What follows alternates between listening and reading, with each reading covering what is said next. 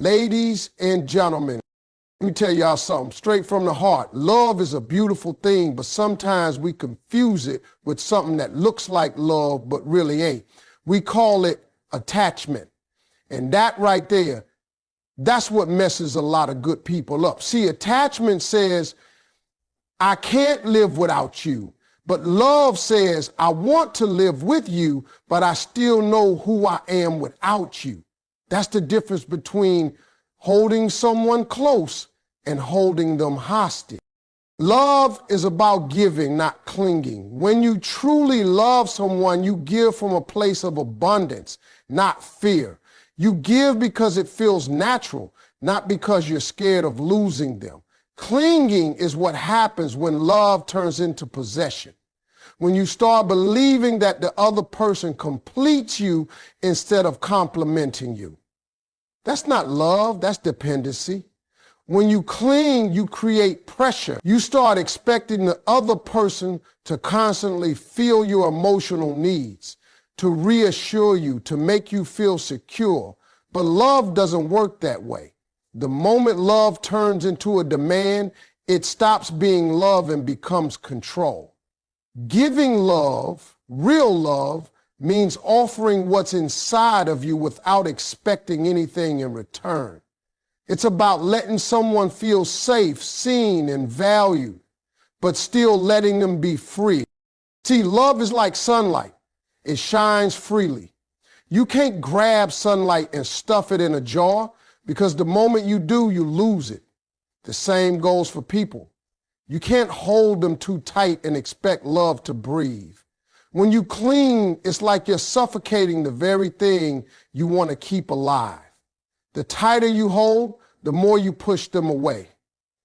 Giving, on the other hand, creates space for love to flow. It's not about giving things. It's about giving peace, trust, and understanding. It's saying, I see you for who you are. And I'm not here to own you. I'm here to walk beside you. That kind of giving builds love that lasts because it's built on respect, not fear. When you give love freely, you stop keeping score. You're not saying, I did this for you, so you owe me that. You love because it's who you are, not because you're trying to earn approval. And when both people give like that, something powerful happens.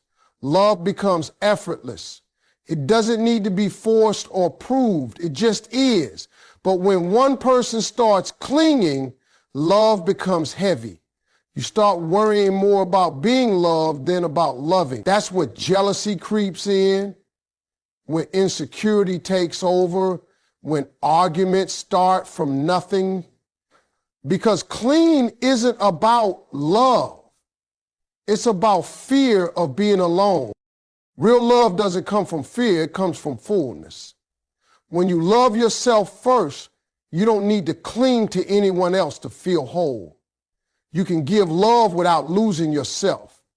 That's the kind of love that inspires, not drains. People feel that energy. They're drawn to it because it feels safe, not suffocating. And the funny thing is, the moment you stop clinging, love actually becomes stronger because freedom breeds loyalty. When someone knows they can be themselves around you, no manipulation, no guilt, no emotional traps, they naturally want to stay. Giving love instead of clinging to it is the ultimate expression of strength. It means you trust that what's meant for you will stay, not because you held on tight, but because it chose to. That's real love. Attachment is rooted in fear, while love is rooted in freedom. When people get attached, what they're really doing is holding on to something because they're scared to lose it. It's like building a house on quicksand. You keep trying to hold it together, but deep down, you know it could all fall apart any second. That fear of losing someone makes you cling tighter, act out of insecurity, and sometimes even push them away. Love, on the other hand, is built on trust and freedom. It's not afraid of change or distance because it knows that what's real doesn't need to be controlled. Love says, I choose you, not I need you. And that's a big difference. Attachment binds people out of fear. Love connects people through choice. Fear-based attachment makes you act in ways that don't align with love. You start thinking, what if they stop loving me? What if they find someone better? Those thoughts start driving your behavior. You overthink every message, every tone, every silence. You start trying to please the other person, not because it feels right, but because you're scared of their absence. That's not love, that's anxiety. And anxiety cannot coexist with true love. Love doesn't make you lose sleep worrying about whether you're enough. Love lets you rest in peace, knowing that being yourself is more than enough. When love comes from freedom, it creates space to breathe, to grow, to be human. Freedom-based love says, I love you for who you are, not for what you can give me. It doesn't chain people down, it sets them free. And here's the beautiful part. When someone feels free in love, they stay not out of fear, but because they want to. There's no need for constant reassurance, no begging for attention, no fear of abandonment. Both people can be themselves without walking on eggshells, without pretending to be perfect just to be loved. That's the kind of love that lasts because it's grounded in honesty, not insecurity. People often confuse attachment with love because both can make you feel deeply connected. But attachment is about possession while love is about appreciation. When you're attached, you say, you belong to me. When you love, you say, I'm grateful for you. One traps, the other liberates. Fear says, don't leave me. Love says, even if you go, I'll still wish you well. That kind of love takes maturity, the courage to know that love isn't about ownership. It's about experience. You can love someone deeply without trying to cage them. The truth is, attachment often comes from an empty place inside us. It's a way of trying to fill a void we haven't healed yet. But love comes from a full heart, one that already knows peace within itself. When you choose love over attachment, you're saying, I trust life. I trust myself, and I trust that what's meant for me will stay. That's the power of loving with freedom instead of fear. It's not desperate, it's divine. True love allows both people to grow individually. When love is real, it doesn't demand that one person shrink so the other can shine. It doesn't ask you to give up your dreams, your voice, or your identity just to keep the relationship peaceful. True love is like sunlight and water. It nurtures growth. It helps both souls become better, stronger, wiser versions of themselves.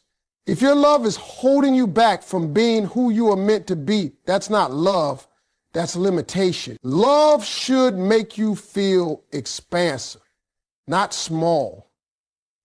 It should challenge you to rise higher, to evolve, to become more confident in your own skin. Growth in love means you're not the same person you were yesterday, and that's a good thing. When people confuse love with control, growth stops. One partner tries to mold the other into their version of perfect. They start setting unspoken rules how you should talk, dress, behave, or dream. But the moment love becomes controlling, it loses its essence. You can't grow in an environment where you're constantly walking on eggshells, trying to fit into someone else's expectations. Love that's rooted in truth allows both people to be authentic. It says, I accept who you are today, and I'll support who you're becoming tomorrow. That kind of love creates a safe space where growth is not feared, but celebrated. True love doesn't fear change, it embraces it because growth means change.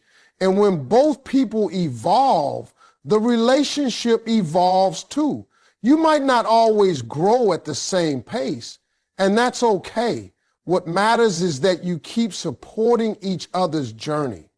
Love is not about always being identical, it's about being aligned. You don't have to share every interest or every opinion, but you should share the same respect for each other's individuality. The moment love starts demanding you to stop being you, it stops being love and becomes control disguised as care. In true love, you find encouragement, not competition. You celebrate each other's wins without jealousy. You push each other to do better, and you stand together through every storm.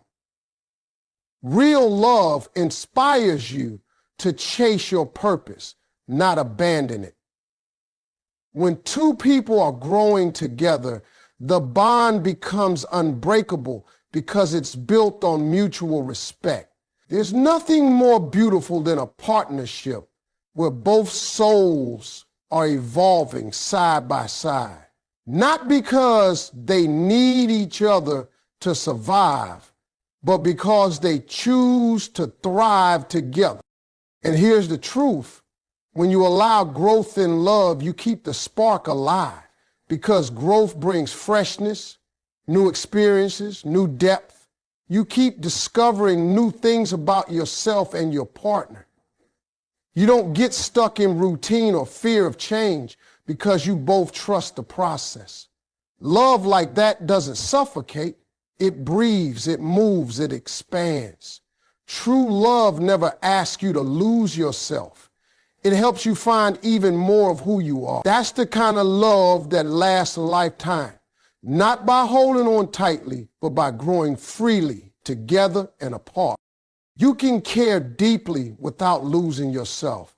Loving someone doesn't mean you have to forget who you are, what you believe in, or what makes you whole. Too many people think that to prove love, they have to sacrifice everything, their time, their goals, even their peace. But real love doesn't ask you to disappear. It doesn't demand that you put yourself last in every situation. You can care for someone with your whole heart and still keep your boundaries strong. Love becomes unhealthy the moment it turns into self-neglect.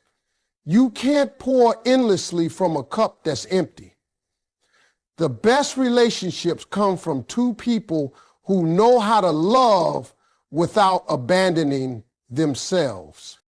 When you lose yourself in love, you lose balance. You start measuring your happiness by how the other person feels. If they're happy, you're happy. If they're distant, your whole world feels off. That's not love. That's emotional dependency. Love was never meant to take your identity away.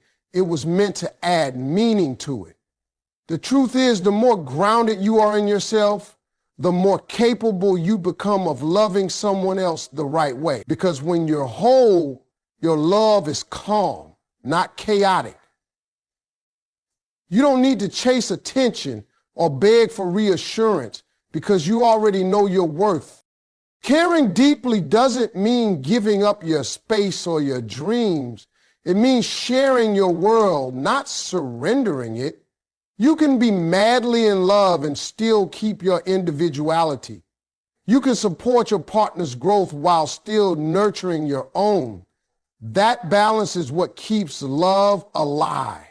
Because if one person is always giving and the other is always taking, eventually the relationship starts to feel one-sided. Real love happens when both people are full enough to give without losing themselves in the process. It's not about becoming one person. It's about walking side by side as two strong individuals. When you care deeply, you show up, but you don't chase. You listen, but you don't lose your voice. You compromise, but you don't sacrifice your peace. Love isn't about shrinking yourself to fit into someone else's life. It's about expanding together while still honoring your own soul. Sometimes people think that if they love hard enough, they can fix someone or change them, but that's not your job. You can care, you can support, but you can't carry someone's entire emotional weight on your shoulders. The moment you start losing sleep, losing peace, or losing yourself to keep someone, that's not love anymore. That's pain disguised as devotion. True love doesn't drain you, it refills you. It motivates you to become better, not exhausted. When you know how to love without losing yourself, you show up from a place of power. You love with confidence, not desperation. You bring peace, not pressure. Because at the end of the day, love isn't about giving all of yourself away. It's about sharing your best self with someone who values it. That's how you care deeply and still stay true to who you are. When you stop trying to control love, it becomes real. Control is the silent killer of genuine connection because it comes from fear, not trust. So many people try to control how love unfolds. They want to decide how their partner feels, how they act, what they say, where they go. But love was never meant to be managed like that. Love isn't a contract, it's a flow. When you start trying to control it, you block the very thing that makes love beautiful.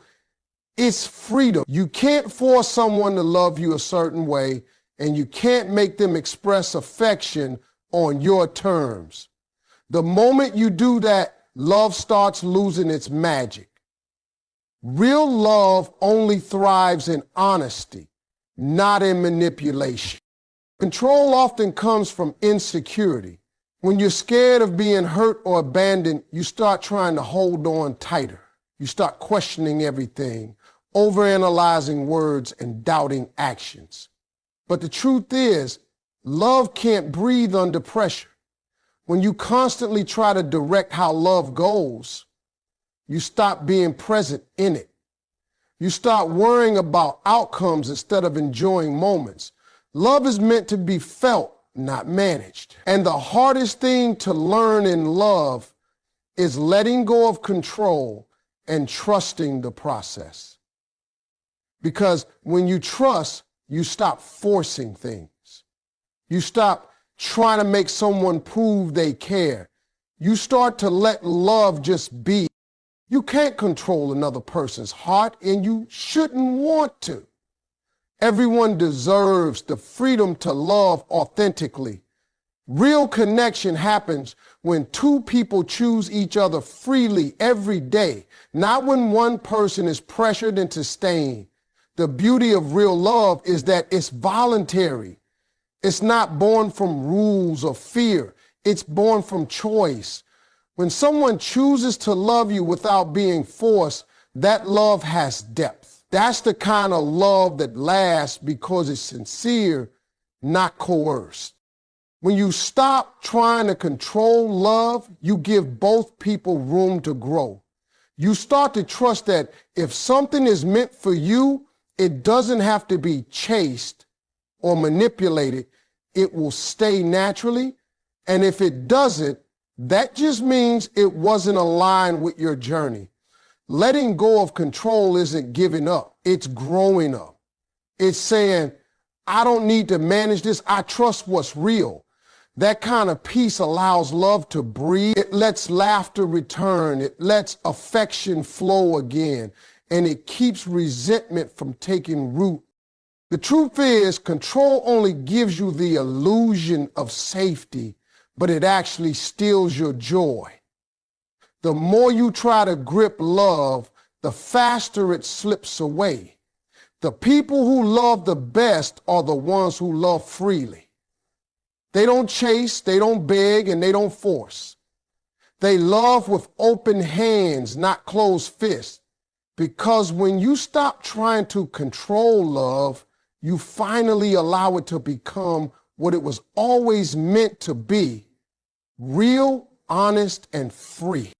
The best kind of love